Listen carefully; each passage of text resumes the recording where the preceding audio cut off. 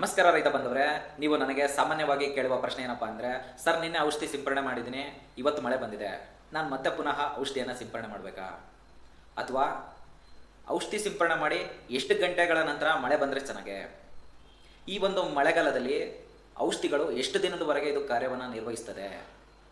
ಈ ಒಂದು ಮಳೆ ಬರುವಂತಹ ಸಮಯದಲ್ಲಿ ಎಂತಹ ಔಷಧಿಗಳನ್ನ ನಾವು ಸಿಂಪರಣೆಯನ್ನು ಮಾಡಬೇಕು? ಈ ಒಂದು ಗೊಂದಲಗಳಿಗೆ ವೈಜ್ಞಾನಿಕ ಆಗುಹೋಗುಗಳನ್ನು ಈ ಒಂದು ಸಂಚಿಕೆಯಲ್ಲಿ ನೋಡೋಣ ಬನ್ನಿ.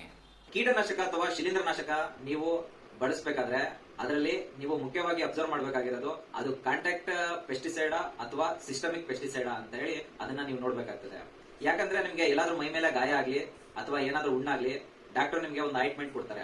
ಅದೇನಾದ್ರೂ ನಿಮ್ಗೆ ಬಟ್ಟೆ ಒಳಗಡೆ ಏನಾದ್ರೂ ಆಗಿತ್ತು ಅಂದ್ರೆ ಅದು ಬಟ್ಟೆ ತೆರೆದು ಆ ಆಯಿಂಟ್ಮೆಂಟ್ ಹೋಗೋ ಚಾನ್ಸಸ್ ಇರುತ್ತೆ.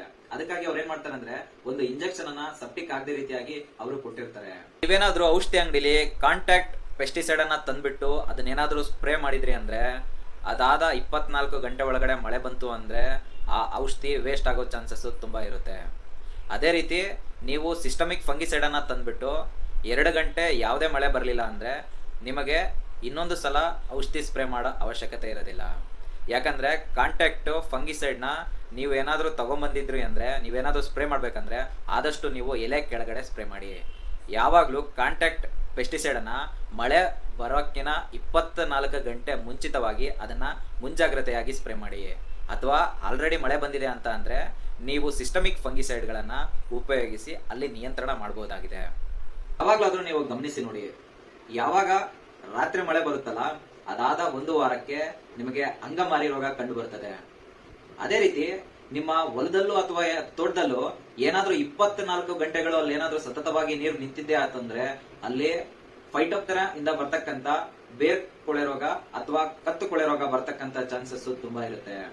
ಅದೇ ರೀತಿ ಜಡಿ ಮಳೆಯಲ್ಲೂ ನೀವು ಕೂಡ ನೋಡ್ಬೋದು, ಯಾವಾಗ ಎಲೆ ಮೇಲ್ಗಡೆ 48 ಗಂಟೆಗಳು ಸತತವಾಗಿ ನೀರು ಎಲೆ ಮೇಲೆ ಇರುತ್ತಲ್ಲ ಅಂತ ಒಂದು ಸಂದರ್ಭದಲ್ಲಿ ಎಲೆ ಚುಕ್ಕೆ ರೋಗ ಹಾಗೂ ಬೆಂಕಿ ರೋಗಗಳು ನಿಮಗೆ ಕಂಡು ಬರ್ತದೆ.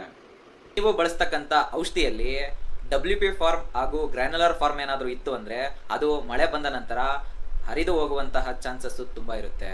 ಇದಕ್ಕೆ ಕಂಪೇರ್ ಮಾಡಿ ನೋಡೋದಾದ್ರೆ ನೀವು ಫ್ಲೋಯಬಲ್ ಮತ್ತೆ SC ಫಾರ್ಮುಲೇಷನ್ ಇರುತ್ತಲ್ಲ ಅದಕ್ಕಿಂತ ಬೆಟರ್ ಆಗಿ ಕಂಟ್ರೋಲ್ ಕೊಡುತ್ತೆ. ಅದೇ ರೀತಿ ನೀವು EC ಫಾರ್ಮುಲೇಷನ್ ಏನಾದ್ರೂ ಉಪಯೋಗಿಸಿದ್ರೆ ಮಳೆಗಾಲದಲ್ಲಿ EC ಫಾರ್ಮುಲೇಷನ್ ಅಲ್ಲಿ ಎಮಲ್ಸಿಫೈಯರ್ ಹಾಕಿರ್ತಾರೆ. ಇದು ನಿಮಗೆ ತುಂಬಾ ನಿಯಂತ್ರಣ ಕೊಡುತ್ತೆ. ಶೇಕಡವಾರು ಮಳೆಯಲ್ಲಿ 1 ಇಂಚು ಮಳೆ ಏನಾದ್ರು ಆಯ್ತು ಅಂದ್ರೆ ಅಲ್ಲಿ ನೀವು ಬಳಸಿರ್ತಕ್ಕಂಥ 25% ಪೆಸ್ಟಿಸೈಡ್ ವೇಸ್ಟ್ ಆಗೋ ಚಾನ್ಸಸ್ ಇರುತ್ತೆ.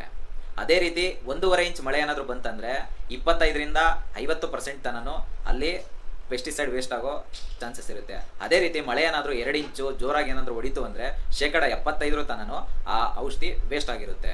ತುಂಬಾ ಮಳೆ ಇತ್ತು, ನಿಮ್ಗೆ ಏನಾದರೂ ಸ್ಪ್ರೇ ಕೈಗೊಳ್ಳೋದಕ್ಕೆ ಏನಾದರೂ ಕಷ್ಟ ಆಯ್ತಂದ್ರೆ ನೀವು ಏನ್ ಮಾಡ್ತೀರಂದ್ರೆ ಕಾಂಟ್ಯಾಕ್ಟ್ ರೂಪದಲ್ಲಿ ಇರ್ತಕ್ಕಂಥ ಶಿಲೀಂಧ್ರನಾಶಕಗಳನ್ನ ಒಂದು ತೆಳ್ಳು ಬಟ್ಟೆಯನ್ನ ತಗೊಳ್ಳಿ. ತೆಳ್ಳು ಬಟ್ಟೆಯಲ್ಲಿ ಆ ಶಿಲೀಂಧ್ರನಾಶಕಗಳನ್ನ ಹಾಕೊಂಡ್ಬಿಟ್ಟು ಎಲ್ಲ ಗಿಡದ ಮೇಲೆ ಅದನ್ನ ಉದುರಿಸ್ತಾ ಹೋಗ್ಬೋದು.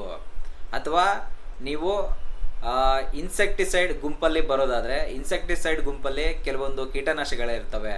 ಅದರಲ್ಲಿ ಯಾವುದು ಅಂದ್ರೆ ಆರ್ಗ್ಯಾನೋಫಾಸ್ಫೇಟ್ ಗುಂಪಿಗೆ ಸಂಬಂಧಪಟ್ಟಂತಹ ಕೀಟನಾಶಕಗಳು ಅವು ಬೇಗ ಮಳೆಗೆ ವಾಶ್ಔಟ್ ಆಗುತ್ತವೆ. ಅದೇ ರೀತಿ ಕಾರ್ಬಮೇಟ್ ಹಾಗೂ IGR ಗುಂಪಿಗೆ ಸಂಬಂಧಪಟ್ಟಂತಹ ಕೀಟನಾಶಕಗಳು ಅದು ಸ್ವಲ್ಪ ಲೇಟಾಗಿ ವಾಶ್ಔಟ್ ಆಗುತ್ತೆ. ಅದೇ ರೀತಿ ನಿಯೋನಿಕೋನೈಟ್ಸ್ ಗ್ರೂಪಿಗೆ ಸಂಬಂಧಪಟ್ಟಂತಹ ಕೀಟನಾಶಕಗಳು ಇದಕ್ಕಿಂತ ಲೇಟಾಗಿ ವಾಶ್ಔಟ್ ಆಗುತ್ತೆ. ಅದೇ ರೀತಿ ಸ್ಪೈನೋಸಿನ್ಸ್, ಡಯಾಮೈಡ್ಸ್, ಆಲ್ಮೆಕ್ಟಿನ್ ಗುಂಪಿಗೆ ಸಂಬಂಧಪಟ್ಟಂತಹ ಕೀಟನಾಶಕಗಳು ಲೇಟಾಗಿ ವಾಶ್ಔಟ್ ಆಗುತ್ತೆ. ಇದೇ ರೀತಿ ಶಿಲೀಂಧ್ರನಾಶದಲ್ಲೂ ಕೂಡ ಕೆಲವೊಂದು ಗುಂಪುಗಳಿದಾವೆ. ಇದೇ ರೀತಿ ಪ್ರಾಡಕ್ಟ್ ವೈಸ್ ನೋಡೋದಾದ್ರೆ ಒಂದೊಂದು ಪ್ರಾಡಕ್ಟಿಗೆ ಒಂದೊಂದು ರೇನ್ ಫಾಸ್ಟ್ನೆಸ್ ಇದೆ. ರೇನ್ ಫಾಸ್ಟ್ನೆಸ್ ಅಂದ್ರೆ ಏನಪ್ಪಾ ಅಂದ್ರೆ ನೀವು ಔಷಧಿ ಸಿಂಪಡಿ ಮಾಡಿದ ನಂತರ ಎಷ್ಟು ಗಂಟೆ ಮೇಲ್ಗಡೆ ಮಳೆ ಆದರೆ ಆ ಶಿಲೀಂಧ್ರ ಯಾವುದೇ ವಾಶ್ಔಟ್ ಆಗೋದಿಲ್ಲ. ಇದೇ ರೀತಿ ಇದನ್ನ ಹೇಳ್ಕೊಂತ ಹೋಗೋದೆ ಇದು ತುಂಬಾ ಲೆಂತಿ ವಿಡಿಯೋ ಆಗುತ್ತೆ. ಈ ಮಾಹಿತಿ ಏನಾದರೂ ನಿಮಗೆ ಬೇಕಂದ್ರೆ ನಾನು ಪಾರ್ಟ್ 2 ವಿಡಿಯೋದಲ್ಲಿ ತಿಳಿಸ್ಕೊಡ್ತೇನೆ. ವಿಡಿಯೋ ಇಷ್ಟ ಆಗಿದ್ರೆ ಮಾತ್ರ ಲೈಕ್ ಮಾಡಿ, ಸಬ್ಸ್ಕ್ರೈಬ್ ಮಾಡ್ಕೊಳ್ಳಿ, ಶೇರ್ ಮಾಡ್ಕೊಳ್ಳಿ. ಇಷ್ಟ ಆಗಿಲ್ಲ ಅಂದರೆ ವಿಡಿಯೋನ ಡಿಸ್ಲೈಕ್ ಮಾಡಿ.